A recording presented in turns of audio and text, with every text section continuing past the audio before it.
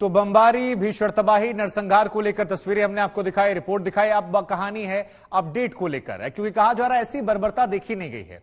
Bucha नरसंहार में मारे गए 400 लोग हैं, ये एक नई जानकारी निकलकर सामने आ रही है। यहां पर देखिए जानकारी हम आपको दिखा रहे हैं, 400 लोग मारे गए हैं, ये पहली जानकारी। कीव से लापता लोगों की संख्या जो है वो 200 बताई जा रही है, और यह भी कहा जा रहा है कि अलग अलग जगहों पर होस्टमिल से लापता लोग जो हैं वो 400। कुल मिलाकर हम आपको बता रहे हैं कि यूक्रेन से कितने लोग लापता हैं। मारियोपोल में लोगों की स्थिति क्या है, 1,20,000 लोग हैं जो वहां पर फंसे हुए हैं, ये जानकारी यहां निकल कर आ रही है। माइकोलेव हमले की बात की जाए तो 12 लोग वहां पर हैं जो इस हमले में वहां पर उनकी मौत हुई है।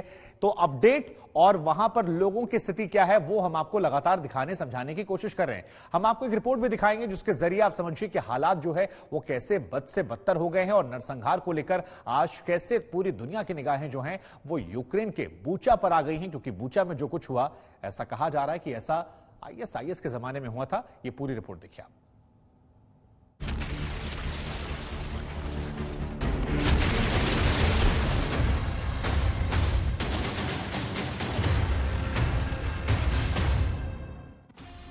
सड़कों पर जानवरों की तरह बेकफन और लावारिस पड़ी इंसानी लाशें। यूक्रेन के बूचा में करीब 1.5 महीने से जारी जंग की ये वो तस्वीरें हैं जिन्हें देखकर पूरी दुनिया दहल गई। मौत का ऐसा खौफनाक मंजर आज से पहले शायद ही कभी किसी ने देखा हो। बीते सालों में कई देशों के बीच युद्ध और झड़पें हुई, लेकिन शहरों के अंदर मकानों और सड़कों पर आम लोगों के इस बेरहमी से कत्लेआम की तस्वीरें जिसने भी देखी रूह कांप गई। Притягувати російських військових і тих, хто віддав їм накази, до відповідальності за воєнні злочини на території України. Кожен, хто віддав злочинні накази і хто їх виконував, вбиваючи людей, опиняться під трибуналом, який має бути аналогічним Нюрнберзькому процесу.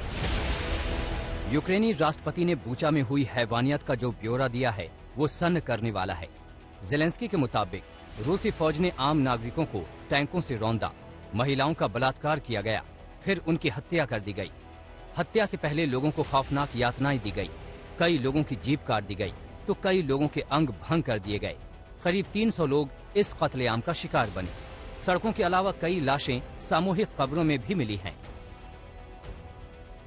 बूचा पर कई दिनों तक रूसी फौजों का डेरा रहा। शहर पर कब्जे के लिए यूक्रेनी फौज के साथ इनकी भीषण जंग चली, लेकिन आखिरकार रूसी फौज को पीछे हटना पड़ा। लेकिन इनके जाने के बाद जब यूक्रेनी फौज और मीडिया शहर के अंदर पहुंची तो मौत का ये मंजर दुनिया के सामने आया। यूक्रेन का सीधा आरोप है कि पीछे लौटती रूसी फौज ने ये कत्लेआम किया, जबकि रूस बूचा के नरसंहार को उसे बदनाम करने की साजिश बता रहा है। हालांकि कुछ तस्वीरें रूसी दावों पर सवाल खड़े कर रही हैं। बूचा की ये 2 तस्वीरें सच को सामने लाने में मददगार हैं। पहली तस्वीर 19 मार्च की है जो सैटेलाइट से ली गई थी, जबकि दूसरी तस्वीर 2 अप्रैल को सड़क से ठीक उसी जगह पर ली गई जहां की तस्वीर सैटेलाइट ने ली थी।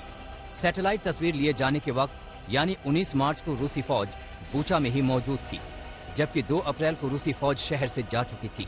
लेकिन बड़ी बात यह है कि दोनों तस्वीरों में शहर की इस सड़क का हाल एक जैसा है।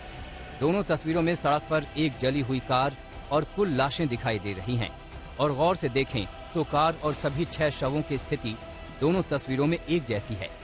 इससे तो यही मतलब निकलता है कि इन लोगों को कत्ल तभी किया गया था जब बूचा पर रूसी फौज का कब्जा था। इन तस्वीरों को देखकर पूरी दुनिया का गुस्सा भड़क गया है। We all saw the gruesome pictures from Bucha and other areas from which Russian troops have recently left.